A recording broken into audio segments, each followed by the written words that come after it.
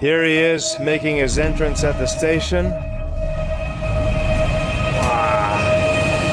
Talgo, hahaha. Shit, he doesn't trust it's legit. Manti, yes. Russian steak and a piece of chicken. Thank you for your kind words. I really mean it. If the train were bad, we wouldn't have bought it. As always, to your health.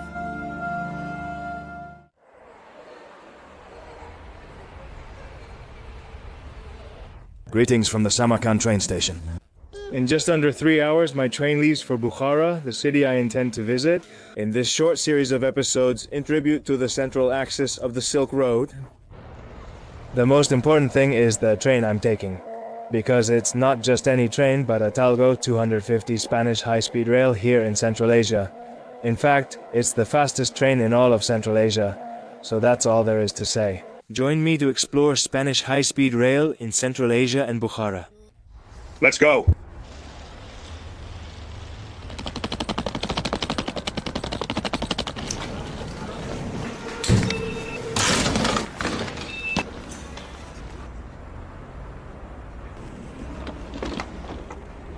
Check out the Samarkand train station. It's stunning, and those chandeliers are impressive.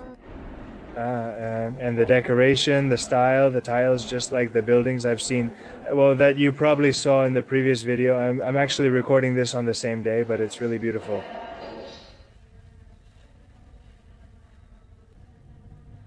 Hello, do you have coffee?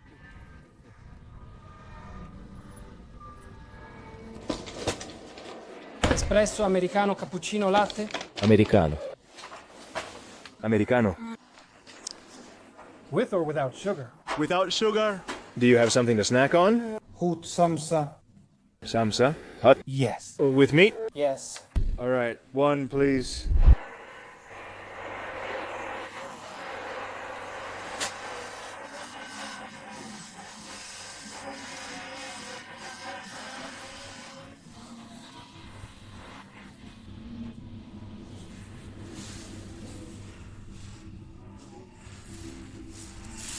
Since I have to kill some time until the train leaves, I got a coffee. I'm exhausted. I'm going to arrive worn out. And a samsa, a typical food from here, from Central Asia. Cheers to your health.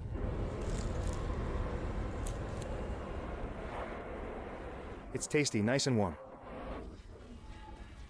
With meat.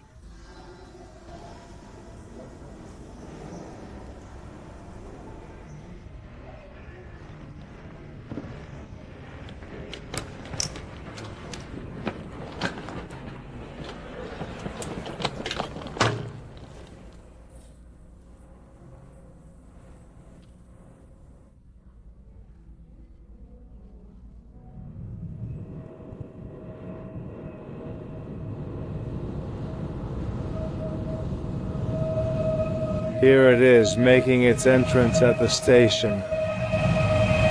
Wow. Afrosiav.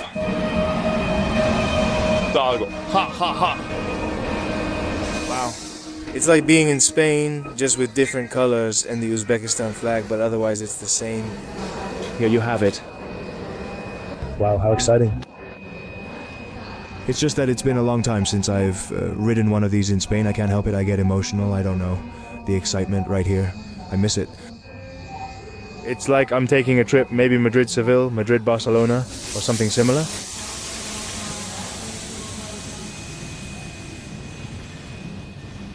Let's take a look at the locomotive. Here it is. There's the engineer. Hey, getting off.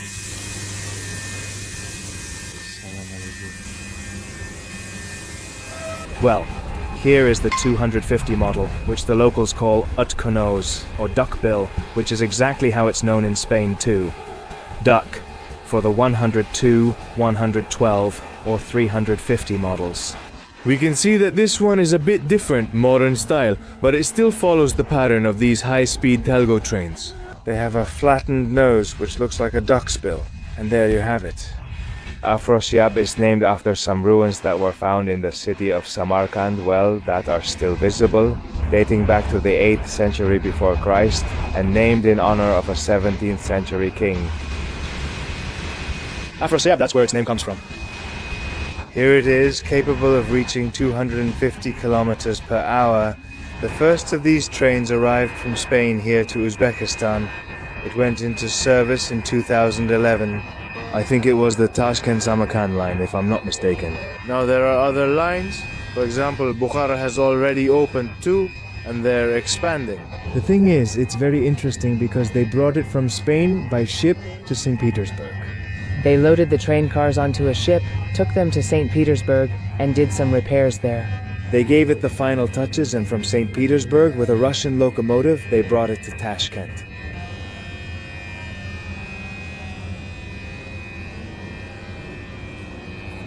Alright, let's go to my car, which is number 8. Damn, look at how they're coming.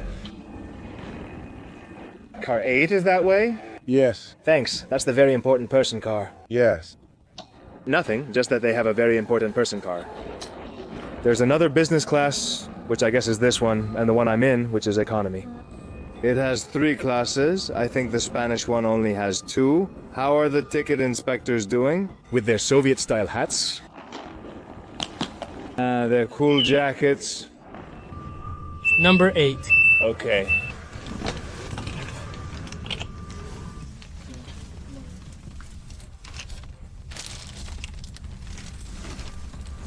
In the end, I entered car 6. Let's see.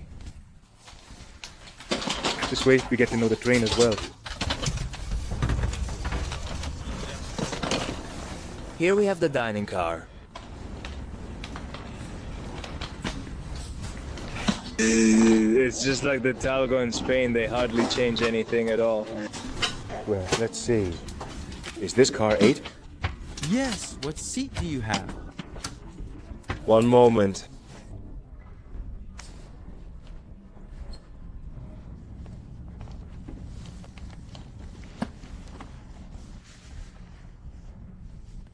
Here we have 23. In the end, I'm flying business. There you have it, business. The ticket cost me 168,000 som, about 12 euros at the exchange rate. As I said, it's very similar. Look. Obviously, it's a Talgo, it's identical, here you have it, to the ones you can find in Spain. And well, in other parts of the world too, of course. Talgos aren't only in Spain. That's it. We're moving. Well, here we are, gentlemen, on the Spanish Talgo of Central Asia. Check it out, huh? Business class isn't bad at all, man. It's actually awesome. A ton of space. It's a shame the trip is so short. I think it's only an hour and a half until we get to Bukhara. Here it is with its small table. Big table. Armrest, very good.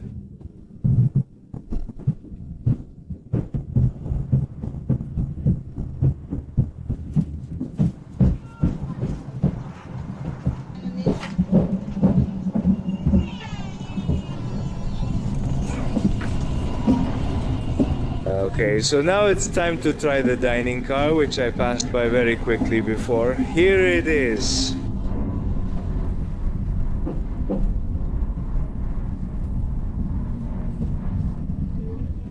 Well, I ordered a chicken sandwich and a tea, a green tea with lemon. He asked me not to record him since he's not in uniform. No problem, I won't. The thing is, I convinced him in the end. He let me because I told him I'm Spanish. Damn, this is a dream come true for me. In the end, he said, all right, fine, go ahead and record, but don't film me. They have pistachios here. There's a lot going on in the kitchen. I think that's why he told me not to film him. But anyway, this is the dining car, as you can see. It's exactly the same. These are exactly the same. Now it feels like I'm about to have a beer here, just like if I were in Spain. Actually, I think, do they sell beer? No, well, it's finished. Ah, but they do sell it, right? They're already gone. Just out of curiosity, how much do they cost? From 20,000 to 35,000 somewhere. Thank you. From $2 to $3. Thank you. How much is everything? The tea and the sandwich? 40,000 some.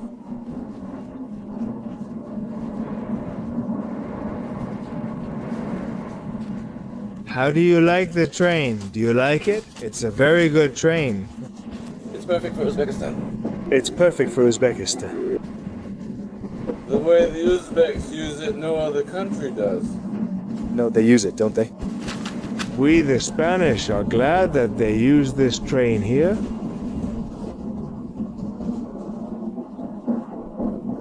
It's a good train, we like it. First of all, it's high quality. It adapts very well to temperature changes, to both cold and heat. Aha. In Central Asia, it's very cold in winter and very hot in summer. Yes, yes, yes. And the train adapts. Yes. And the quality is good. It doesn't break often. It's a good train. Yes, yes. Spaniards work in technical service here. Here on the train or in the depots? Not here in Tashkent, in the depots. They're the mechanical engineers, right? Yes, the guys are good professionals. Thank you very much for your kind words. I mean it. If the train were bad, we wouldn't have purchased it. Yes, yes, that's true. All right, well, here's to your health. I'm going to eat the sandwich on the Spanish train. Thank you. Some wet wipes. Well then, here's to your health. The chicken sandwich on the Uzbek Talgo.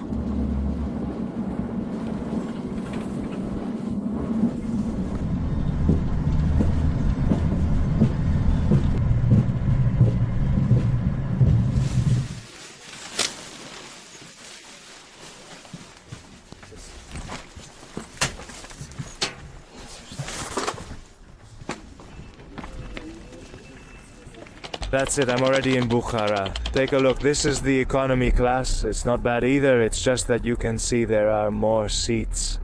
And here you have the very important person. Well, you can't really see it because it's a bit covered with the blinds down, but you can tell the seats are much more spacious with covered tables.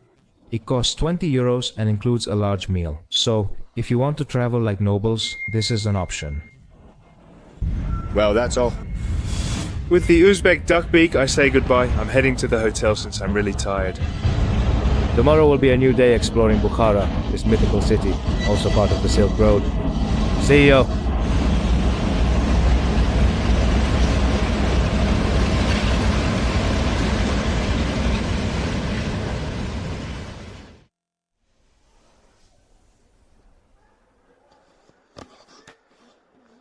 Greetings, and good morning from the foot of the impressive Kalyan Minaret, a 12th century structure.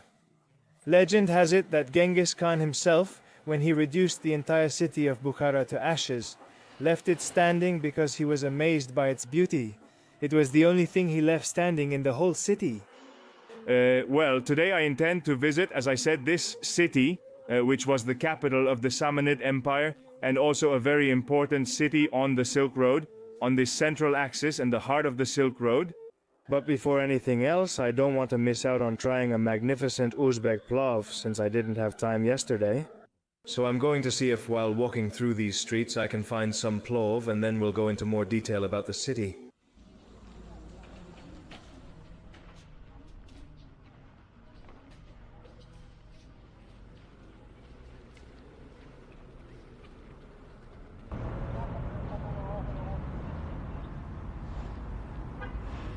Excuse me, where can I eat plov?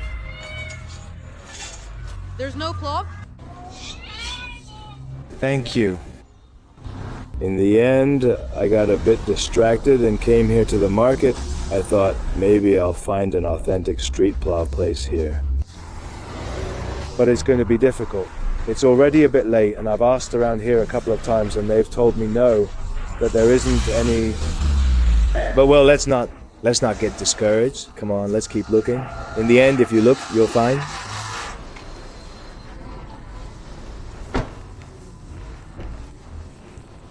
Do you know where I can get Plov nearby? Plov. Plov? I don't know. Yes. I don't know. Around here.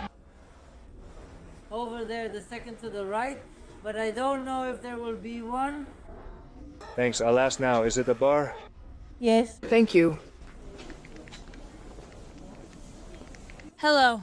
Hello, do you know where I can eat plov? Straight ahead, straight ahead. Thank you. Well, it seems like they've given me directions. That here in the market, there's a bar. And, well, there are people who tell me some say yes, and others say no. Let's see what comes out of this search. For now, this looks like a market, the textile area, the clothing area. And they've sent me to the back.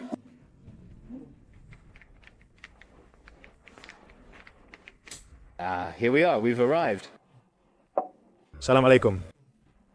Hello, do you have plov? Well, finished. Finished? Ah, okay. And where can you eat plov? Plov. What do they have? We have Monty. Manti? It smells good. Manti? Manti. Russian steak and a piece of chicken. How much would it be for tea, a piece of chicken, and potatoes? 35,000 something. All right. Manti? Not Manti. Where can I eat it? Where are you from? From Spain, from Madrid. Spain? From Madrid, yes. Barcelona? Madrid, Barcelona. I'm from Madrid.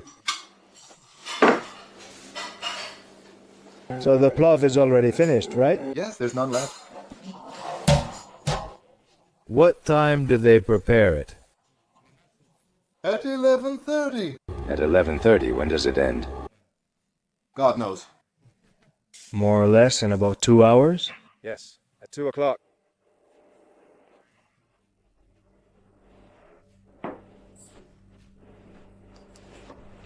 All right, then I'll wait downstairs. Yes. Thank you. Compote? It's good. It's okay, yeah, thank you. Now they're taking him away. Thank you.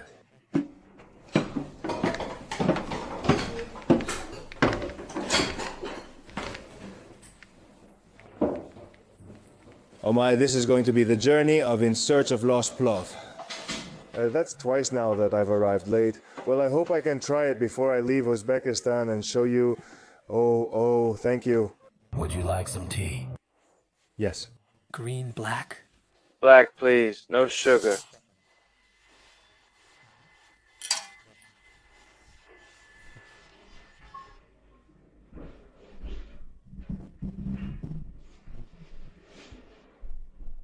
Apricot. Very good. It isn't overly sweet, which I prefer. Sometimes compotes have too much sugar, but this one is excellent. And it's fresh, too. And well, as you can see, it's a chicken you can find anywhere in the world. A roast chicken. But it's excellent.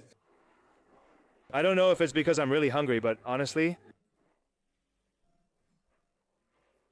It's juicy, not dry at all. Really tasty. Thank you. Hey, the salad is really simple. Onion, a bit of cilantro and parsley, and bell pepper. You have no idea how spicy it is. Well, not too much, but it is pretty strong. But it's really good, really delicious. A simple but effective and tasty meal.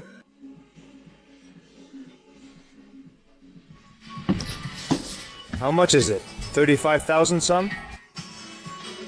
With the tea and the compote, it comes to 40,000 Samarkand. 40,000? All right, 1 second.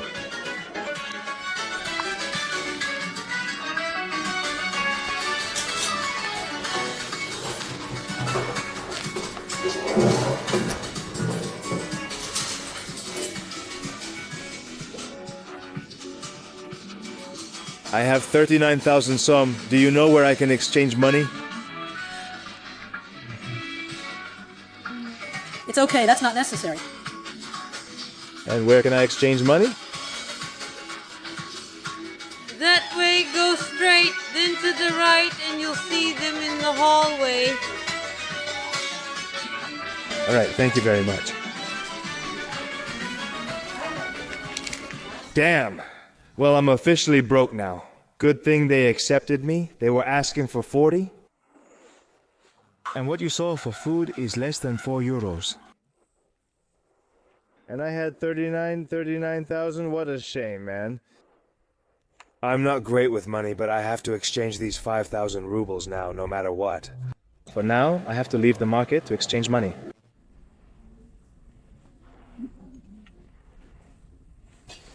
Hey, the food was delicious. I'm telling you, the chicken was... Salam alaikum, where can I exchange money? Go straight ahead, you'll see it there. Thank you. Uzbeks are so kind, it's a pleasure. Really, I've been here for 4 days, and everyone has a smile on their face. Honestly, few people have ever given me a bad look. But generally, they want to say hello, they're very friendly. They give you a chance to talk, it's just nice.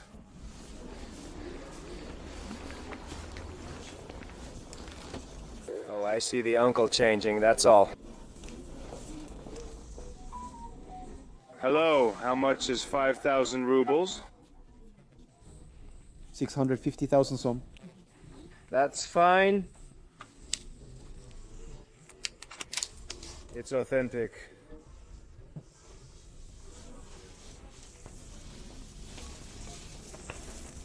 No credit. It's real.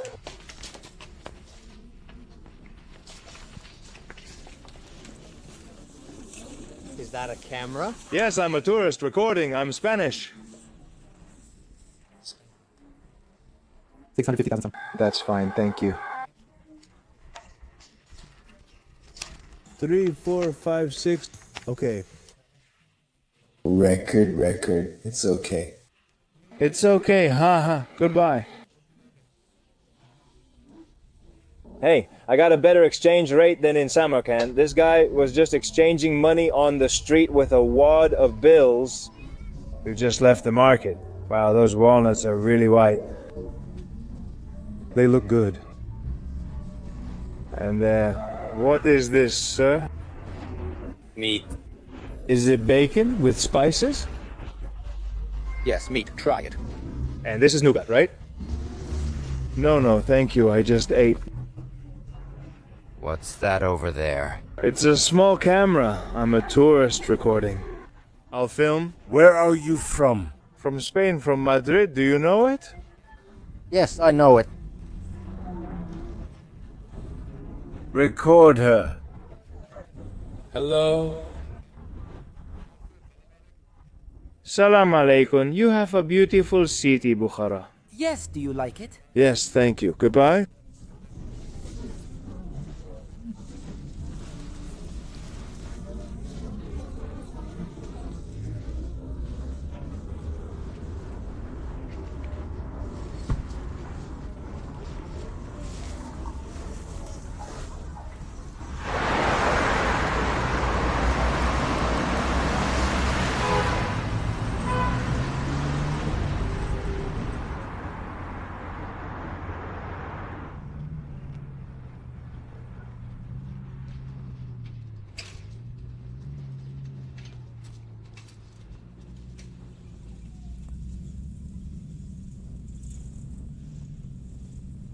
Next to the market, where I just was and just ate, is the mausoleum of Ismail Somoni, leader of the Samanid dynasty.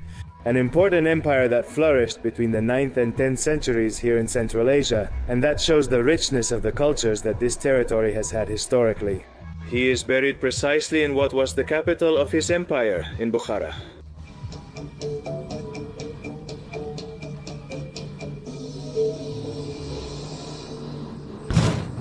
Some historians estimate that the Silk Road, as it is known today, although the term Silk Road was established by Romantics in the 18th and 19th centuries because in reality many other things were traded as well.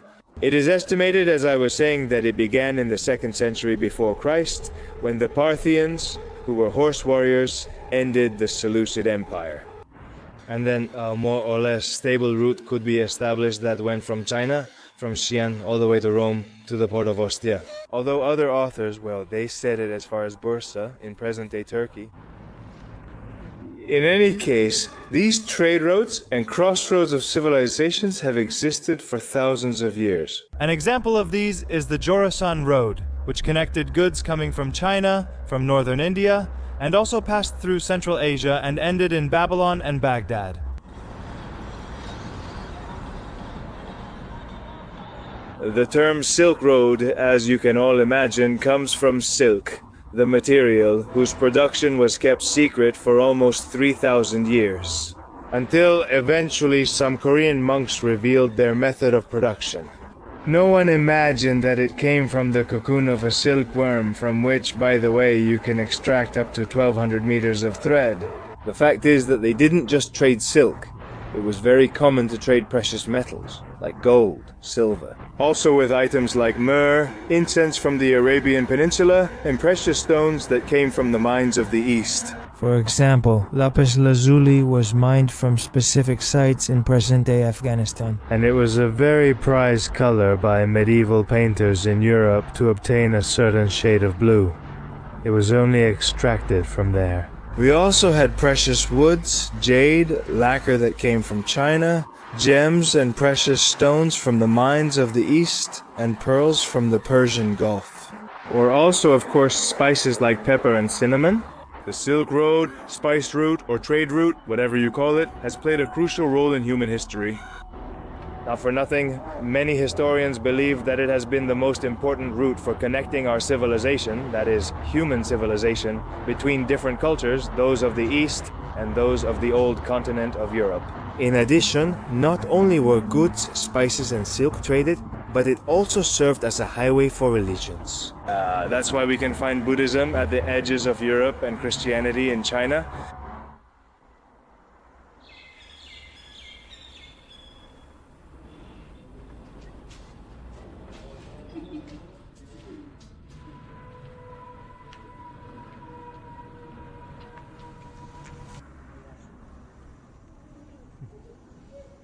The way goods were traded and transported from one place to another along the Silk Road was through caravans, usually with camels or dromedaries. Well, depending on the territory, also with horses or donkeys. It depends, right?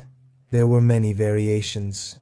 These caravans didn't travel the thousands of kilometers from one end of the Silk Road to the other, but instead made small stages of hundreds of kilometers, because the whole journey could practically take more than 2 years, and it was very dangerous and risky. They would then stop at what are called caravanserais, which were relay stops where they could rest, feed the animals, and trade goods. Behind me we have a caravanserai, the Nogai caravanserai, so you can see what it looked like. And this is where the merchants would rest and then sell and buy other goods. What this did was, obviously, since there were many intermediaries, the price would increase successively from the beginning to the end of the route. More intermediaries meant higher prices. More intermediaries and governments increased taxes and customs duties. This situation became a real headache for the European kingdoms at the end of the 15th century. Because they paid a lot of fees and a lot of taxes and a huge markup to acquire their goods, let's say, in Venice if they were spices, or in Turkey, with the Ottoman Empire controlling the transit of these goods, which led them to think about alternative routes. It was at the end of the 15th century when the Portuguese found the key and sailed around Africa, to Calcutta, to India. It is estimated that just 10 years after reaching India and establishing this new trade route, almost all Silk Road trade had practically disappeared because they had taken it over. These thalassocracies, these kingdoms that ruled with the strength of their navy at sea and dominated the oceans, managed to create new trade routes and thus avoid all the middlemen. In addition, they could bring more goods on a single ship, so it was the perfect combination. More goods on one ship and cheaper. In the end, the Silk Road as we know it ended up collapsing, and it remained as a legacy for the Romantics who renamed it that way back in the 18th and 19th centuries. Now let's walk through the heart of this Nogai caravanserai. Take a look.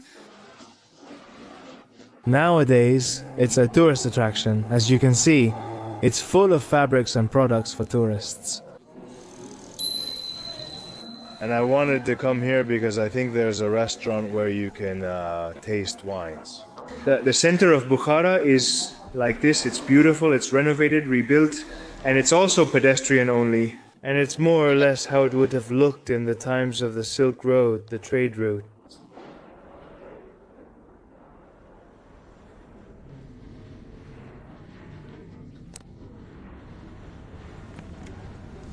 So much for my excitement. Here you have it, wine tasting. Closed. I was really looking forward to trying Uzbek wines. I had it saved to finish the video in a special way. Nothing's working for me today. The Plov, the wines, damn. Let's see how I can turn this video around.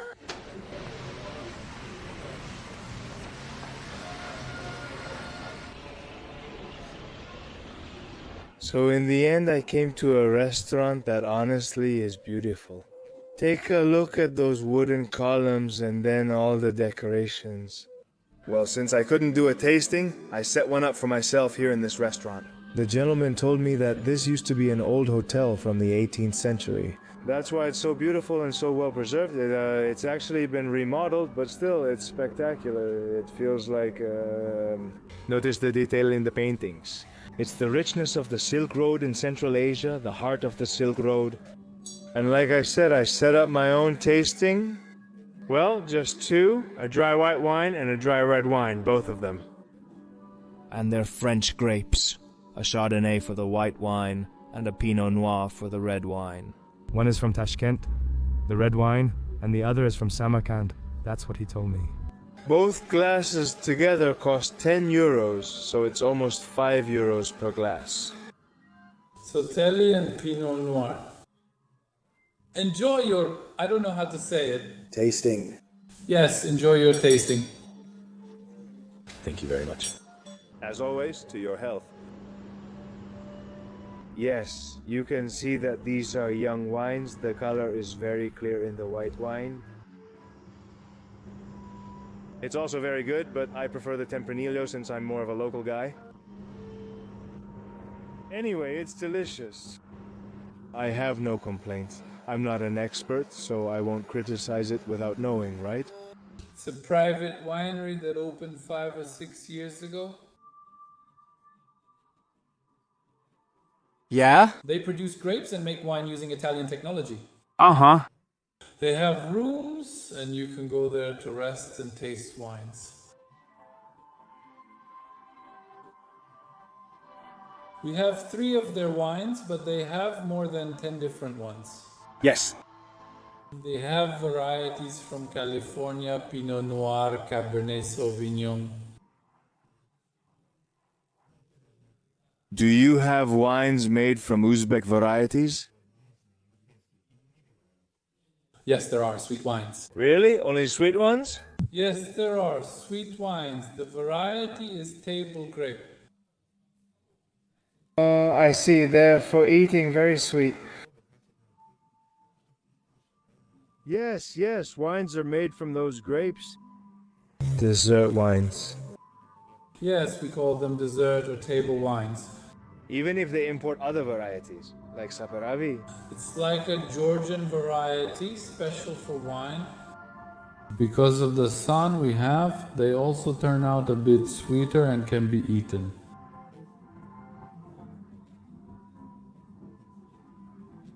Yes, yes, yes. Hey, that's really interesting what you're telling me. I'm talking here with the gentleman, and he tells me that, well, back in the Soviet Union times, people mostly drank vodka, and, well, it was very restricted. Also, the thing is, as you know, Uzbekistan is a Muslim country.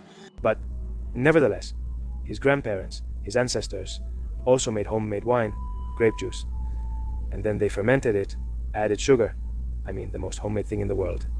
And they always allowed themselves, he told me, a little glass.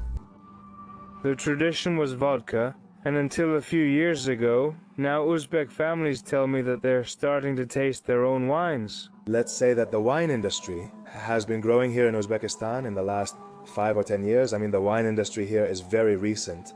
I'm here like God, drinking my wine just for myself with the music from The Godfather playing. Well, if I end the video here, just know that I'm very grateful for your company, and I'll see you in the next one.